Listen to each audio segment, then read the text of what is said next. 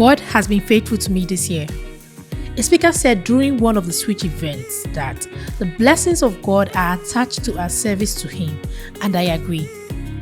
Coincidentally, the two words God gave me this year are service and prosperity, and His words are becoming flesh in my life. In the course of my service to God, I got a job with a leadership position in my field of study. I moved into my own apartment. I met a godly man who exceeded what I asked God for, and we are dating God's way. During a recent discussion with my supervisor at the office, she told me that she's retaining me to keep working with her with additional leadership roles, and that she will ask the CEO for a salary raise on my behalf. The thing is, I was going to ask for a raise during this conversation, but God went ahead of me and did it. I am just grateful for all that Jesus is doing in my place of service.